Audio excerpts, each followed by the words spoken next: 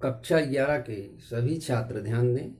इसके पहले की वीडियो में थर्मोडायनेमिक्स ऊष्मागतिकी का जो चैप्टर है उसके अंतर्गत हमने आपको आंतरिक ऊर्जा, ऊष्मागतिकी के प्रथम नियम और उस पर आधारित गणनाओं के बारे में बताया था।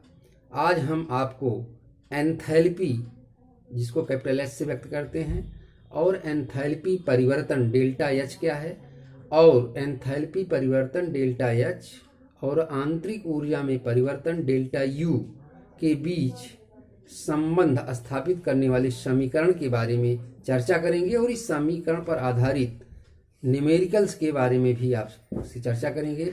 जैसा कि आप जानते हैं कि एंथैल्पी है क्या? एंथैल्पी आंतरिक ऊर्जा और दाब आयतन ऊर्जा का योग ही एंथैल्पी कहलाती है। यानी एंथैल्पी को आप इस तरह से डिफाइन कर सकते हैं, जैसा कि आप देख रहे हैं।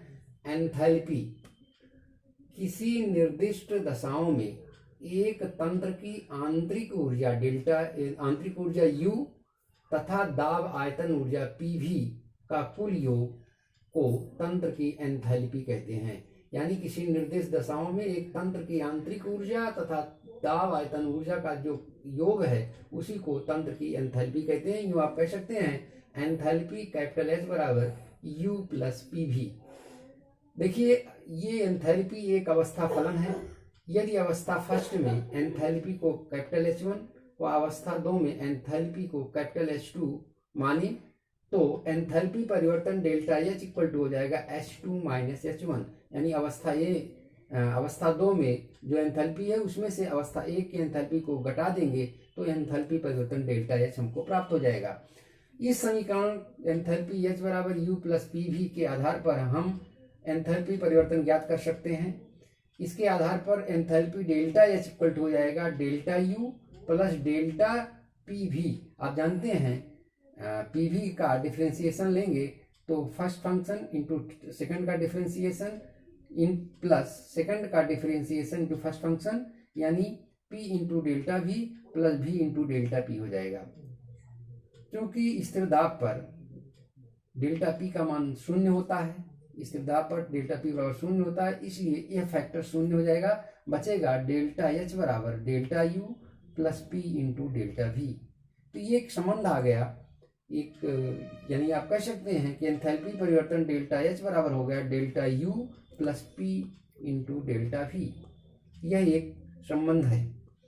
अब आप एंथैल्पी परिवर्तन डेल्टा H तथा आंतरिक ऊर्जा परिवर्तन डेल्टा U के बीच संबंध कैसे स्थापित करेंगे? बहुत महत्वपूर्ण इक्वेशन है। जरा देखिए, यहाँ डेल्टा H एंथैल्पी परिवर्तन है, डेल्टा U आंतरिक ऊर्जा में परिवर्तन है, P दाब है और डेल्टा V आयतन में परिवर्तन है। इस समीकरण को अभी आपने प्राप्त किया है।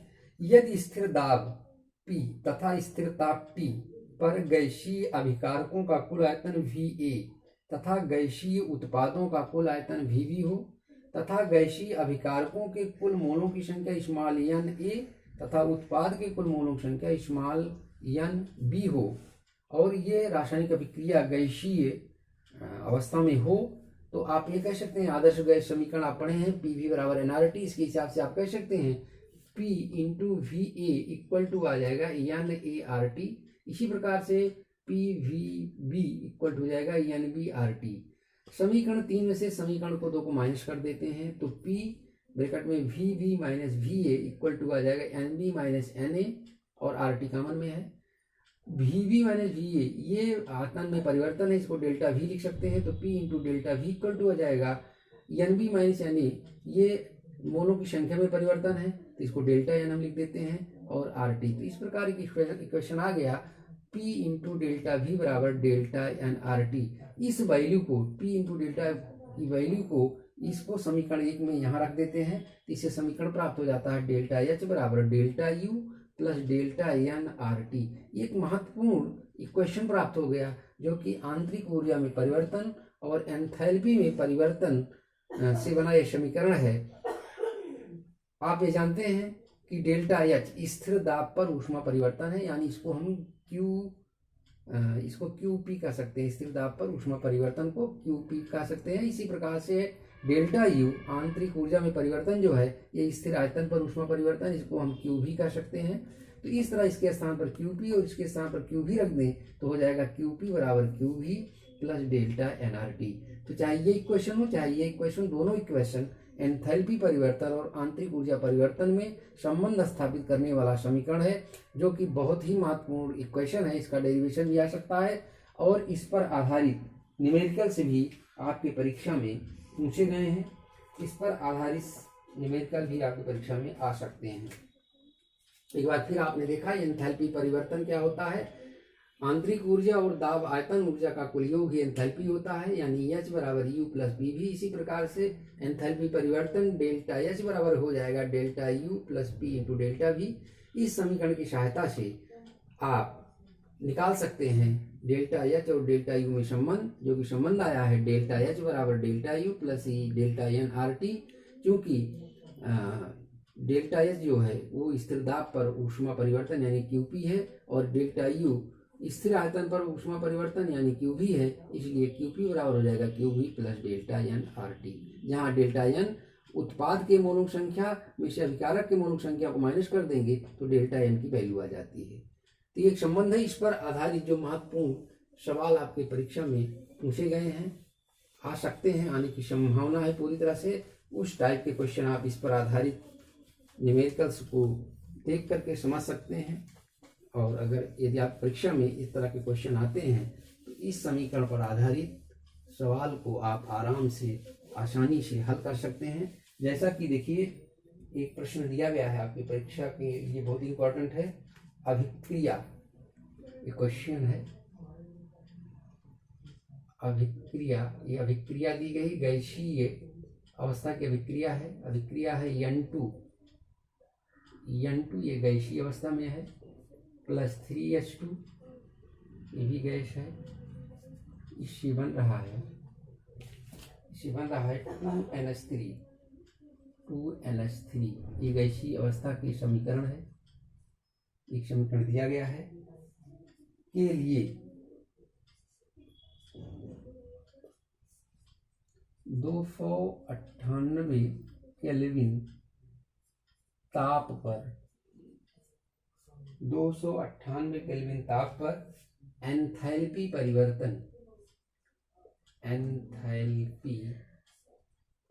परिवर्तन जिसको आप डेल्टा एच कहते हैं, एंथैल्पी परिवर्तन डेल्टा एच का मान, इसका मान डेल्टा एच का मान दे दिया गया प्रश्न में -92.38 किलो जूल है। एंथैल्पी परिवर्तन का मान दिया गया है। अभिक्रिया के लिए इसी ताप पर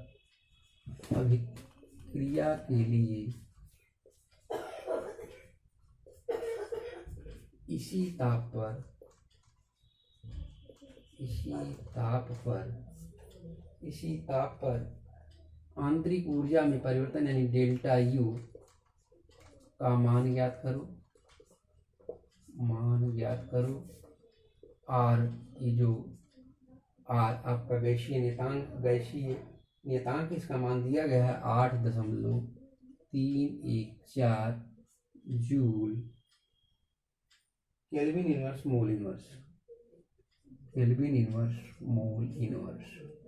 ये प्रश्न है, यह अभिक्रिया दी गई है, इसके लिए 298 केल्विन ताप है। एंथैल्पी परिवर्तन डेल्टा एच का मान भी दिया गया है और अभिक्रिया के लिए डेल्टा यू का मान ज्ञात करना है। तो सबसे पहले आप नोट कर लीजिए क्या क्या दिया गया है।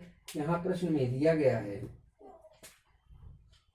टेम्परेचर टी की वैल्यू 298 केल्विन है और डेल्टा एच की वैल्यू दी गई है। डेल्टा एच की वैल्यू दी गई है -92.38 किलो जूल और डेल्टा एन का मान क्या होगा? डेल्टा एन का मान होता है उत्पाद के मोलों की संख्या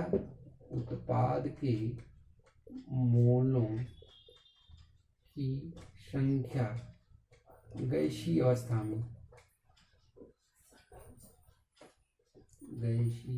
में माइनस अभिकारक के अभिकारक की मोलों की संख्या गैसीय अवस्था में। तो डेल्टा एन बराबर हो जाएगा, यहाँ ध्यान दीजिए, यहाँ ये उत्पाद है, ये दोनों अभिकारक है, उत्पाद है, उत्पाद की मोल संख्या 2 है, तो 2 माइनस अभिकारक की मोल संख्या 1 मोले है और 3 मोले है, 3 1 4, तो हो गया 1 + 3, यानी आ गया 2 ऋण 4 यानी -2, यानी ये मोलों की संख्या में परिवर्तन डेल्टा एन का मान आएगा -2। अब आप जानते हैं, संबंध आप जानते हैं, डेल्टा एच बराबर होता है delta U plus delta n R T. Value रख दीजिए डेल्टा, या ऐसे डेल्टा यू पूछा गया, डेल्टा यू बराबर हो जाएगा delta H minus delta n R T. अब डेल्टा एच की वैल्यू दी गई है -92.38 kilo joule, minus delta n का मान -2, आर की वैल्यू भी यहाँ दी गई है, ध्यान देना चाहिए, आर की वैल्यू दी गई है 8.314, ये joule kelvin inverse mole inverse में दिया गया, इसको किलो जूल में चेंज कर लेते हैं, 1000 से भाग दे देते हैं तो आ जाएगा 8.314 गुणे 10⁻³ हो जाएगा, किलो जूल में चेंज हो जाएगा, किलो जूल के केल्विन इनवर्स मोल इनवर्स, ये इसकी वैल्यू है, यहाँ आर का मान रख दीजिए, इंटू 8.314 गुणे 10⁻³ और टेम्परेचर 298 केल्विन दी गया है, ये हो जाएगा -92.38 और ये माइनस माइनस प्लस हो जाएगा, प्लस ये प्लस आ जाएगा, इसको आप जब मल्टीप्लाई करेंगे तो ये आ जाएगा, गुणा करने पर आएगा, मान को रखते हैं और आ जाएगा ये, फिर माइनस माइनस प्लस हो गया, +2 गुणे 8.314 गुणे 10⁻³ गुणे 298, इसको मल्टीप्लाई करके सिंप्लीफाई कर लेंगे तो ये आ जाएगा -87.425 किलो जूल, ये डेल्टा यू का मान आ गया। इस तरह से आप क्वेश्चन हल कर सकते हैं। यहाँ देखिए, यहाँ मोलों की संख्या में परिवर्तन डेल्टा एन पहले आपने निकाल लिया, यहाँ डेल्टा एच का मान दिया गया था, टी का मान भी दिया गया था, आर का मान जूल केल्विन मोल इनवर्स में दिया गया था, 1000 से डिवाइड करके या 10⁻³ से मल्टीप्लाई करके आपने किलो जूल में इसको चेंज कर लिया, सीधे सीधे समीकरण में आपने वैल्यू रखा, मल्टीप्लाई करके सिंप्लीफाई करके आपने वैल्यू डेल्टा यू का निकाल लिया, ये आ गया -87.825 किलो जूल। तो ये सवाल इस तरह से बहुत ही इंपॉर्टेंट सवाल है और इस तरह के क्वेश्चन आपकी परीक्षा में आ सकता है, तो इस तरह से आप इसको कैलकुलेट करके सॉल्व कर सकते हैं। इसी तरह का दूसरा क्वेश्चन मैं दे रहा हूँ, इसको भी आप जान सकते हैं, आपके परीक्षा में पूछा जा सकता है, एकदम सेम सेम इसी तरह का क्वेश्चन है। चाहे आपका एंथैल्पी परिवर्तन डेल्टा एच या स्थिर दाब पर उसमें परिवर्तन कहें तो वही डेल्टा एच के स्थान पर क्यूपी हो जाएगा, और आयतन में परिवर्तन, स्थिर आयतन पर उसमें परिवर्तन, तो उसको डेल्टा क्यूबी भी कहा जा सकता है। इस पर भी आधारित क्वेश्चन पूछे जा सकते हैं। दूसरा क्वेश्चन देखिए, निम्नलिखित अभिक्रिया के लिए, दूसरा क्वेश्चन है क्वेश्चन नंबर 2, निम्नलिखित अभिक्रिया के लिए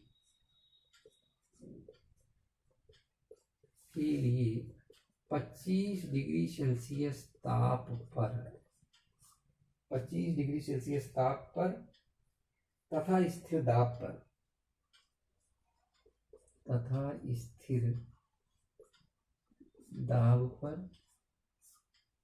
स्थिर दाब पर अभिक्रिया की ऊष्मा, स्थिर दाब पर अभिक्रिया ऊष्मा तथा स्थिर आयतन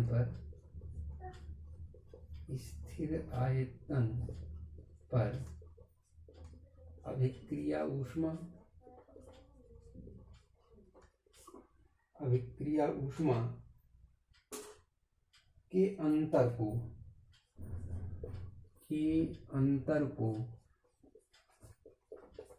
किलो जूल में ज्ञात करो। ये क्वेश्चन भी इसी से रिलेटिव है।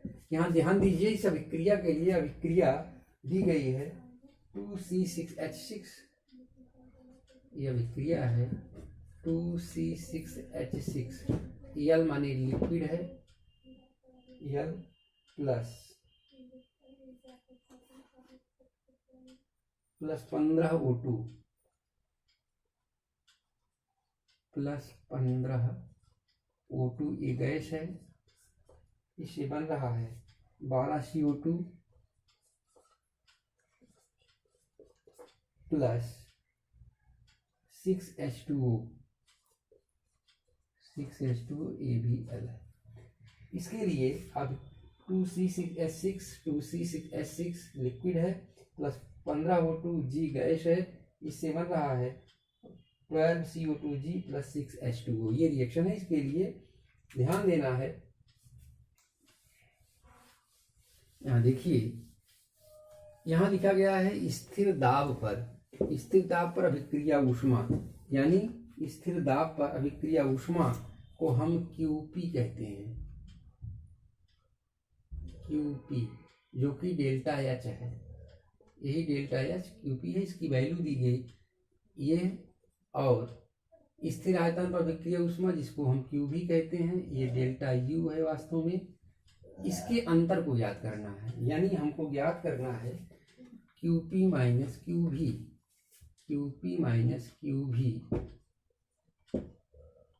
को ज्ञात करना है। दिया क्या गया है? दिया गया है टेम्परेचर 25 डिग्री सेल्सियस दिया गया है। इसमें 25 में 273 जोड़ देंगे तो केल्विन पैमाने पर आ जाएगा, ये आ जाएगा 298 केल्विन। और इसमें R की वैल्यू आप जानते हैं ऑलरेडी, 8.314 गुणे 10⁻³ kilo joule mole inverse kelvin inverse, ये R की वैल्यू होती है। अब देखिए, आप समीकरण अभी संबंध स्थापित करना आपने देखा था, वहां आपने ये देखा था, ये आया था डेल्टा H बराबर delta U plus delta N RT, या यूं आप कह सकते हैं इसको QP बराबर QV plus delta N RT, या इसको पक्षांतर करेंगे आ जाएगा QP माइनस QV बराबर delta N RT। QP minus QV हमको निकालना है, यहाँ QP माइनस QV वैल्यू निकालना है, तो ये इक्वल टू आ जाएगा डेल्टा N। देखते हैं, डेल्टा N वास्तव में अभिकार उत्पाद की मोलों की संख्या माइनस अभिकारक के मोलों की संख्या होती है, जो कि गैसीय अवस्था में। ध्यान देने की बात यह है, ये लिक्विड है, इसके मोलों की संख्या कैलकुलेट नहीं होगी। ये गैस है, इसके मोलों की संख्या 12 है, तो यहाँ 12 हो जाएगा, माइनस अभिकारक के मोलों की संख्या, ये लिक्विड है, गैस, ये द्रव है, इसलिए इसकी मोलों की संख्या को नहीं लिया जाएगा। ये गैस है, इसी की मोलों की संख्या को लिया जाएगा। ये 15 दिया गया है, तो डेल्टा N की वैल्यू आ गई -3।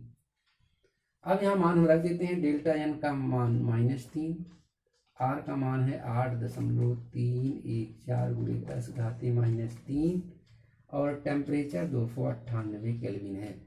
इस वैल्यू को हम कैलकुलेट कर लेंगे तो हमको आ जाएगा, कैलकुलेट करने पर आएगा -7.43 किलो जूल।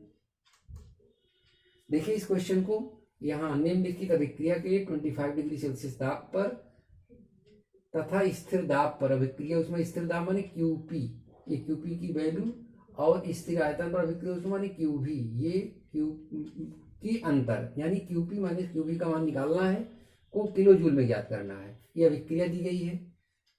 क्योंकि ये जो लिक्विड है इसके मोलों की संख्या लिया नहीं जाएगा, जो गैसीय अवस्था में उसी मोलों को कैलकुलेट किया जाता है। तो सबसे पहले डेल्टा N निकाल लेते हैं। डेल्टा N बराबर उत्पाद के मोलों की संख्या जो अभिकारक के मोलों की संख्या, यानी 12 माइनस 15, यहाँ -3 आ जाएगा। और इस समीकरण को आप जानते हैं, QP बराबर QV plus delta N RT, या पक्षांतर कर देंगे तो QP माइनस QV बराबर डेल्टा N RT आ जाएगा। डेल्टा N की वैल्यू -3 आई है, R की वैल्यू आप जानते ही हैं, इतना होता है। और टी का मान इतना दिया गया है। इस वैल्यू को कैलकुलेट कर लेंगे तब ये आ जाएगा -7.43 किलो जूल। इस तरह से हम आंतरिक ऊर्जा में परिवर्तन चाहे एंथैल्पी में परिवर्तन हो, इस समीकरण की सहायता से ज्ञात कर लेते हैं। अभी आपने एंथैल्पी में परिवर्तन डेल्टा एच, आंतरिक ऊर्जा में परिवर्तन डेल्टा यू से संबंधित समीकरण डेल्टा एच बराबर delta U plus delta n R T, या चूंकि डेल्टा एच स्थिर दाब पर ऊष्मा परिवर्तन है इसलिए इसको क्यूपी, और डेल्टा यू स्थिर आयतन पर ऊष्मा परिवर्तन है इसलिए इसको क्यू भी कहा जाता है। तो जो समीकरण प्राप्त हुआ था डेल्टा एच बराबर delta U plus delta n R T, इसको हम कह सकते हैं क्यूपी बराबर Q V plus delta n R T. इस समीकरण के बेस्ड पर किस तरह से न्यूमेरिकल आपके परीक्षा में पूछे जाते हैं, कैसे वैल्यू रख करके आप वैल्यू निकालते हैं, इन दोनों सवालों के माध्यम से आपने देखा कहीं कहीं क्यूपी और क्यूवी का मान सीधे दिया रहता है।